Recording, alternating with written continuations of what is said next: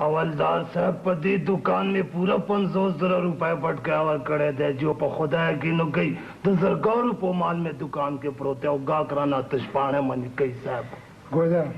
زه به انصاف کوم انصاف ته غم مکوه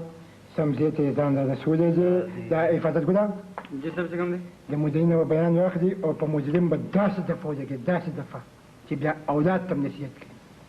صاحب چې کوم دی د مدعي نوم د هغه نوم دی د تشپانې تشپانه نه دی हवलदार साहब تشپانه نه دی زما د دکان مخې ته د لاس ریړه مدريجي بتکشانو مې د بتکشا جی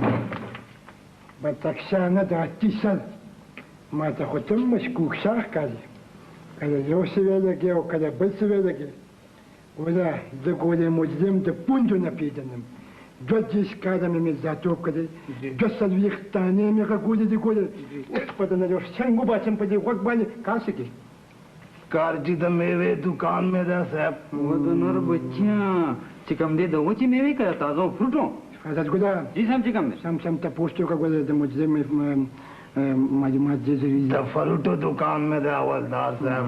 چې کوم دی صاحب کینوان بخی که فروټ که مالټې دا زما خو خپل ځان دي کوم دی که نه کیلې چې زیاتې خوښې دي او دا کینوان چې کوم دی که نه دا د ماشومانو چې زیاتې او سیوان چې کوم دی که نه دا سیوان هم ګوره چې آلات نو بیا صاحب چې کوم دی نو دا خانزاده به ور ولېږو او مفرور هم ګرفتار کړي چې کوم دی او د هغه طرفه به د ده په دوکان راشي نه نو دا کلیتونه به څوک صاحب کریټونه مجرم ته په سر کم که نه دي آفرین شابه زه شابه او خبره وره مجرم به داس تدلی راولي پوه شو که نه او بله خبره وره میوه چې ګولې تازه یې ښه تازه میوه ګولې د ګولې وره زما خبرې ته غوږ کړې د ګولې مجرم د پونجو نه پیژنم سلام علیکم وعلیکم سلام هغه سبزي بیچو ورسوله الله صاحب بتکشا دا دی جی بتکشا لجی ویني صحیح جی دا بتکشا دی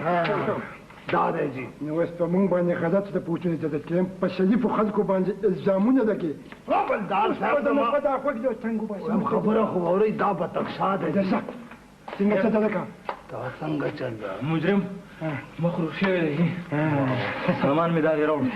مجرم مخروف شوی نه دی مجرم دا دی ولا دی دا دی جی خامې وي خصۍ خلک یې ټول ناجوړه کړ بیا مې چې د خدای نه نه دی څنګه په دې وخت باندې وباسم حفاظت ګوله په خپل حراسات کې واده او په څه فکر کې نقش عمل څنګه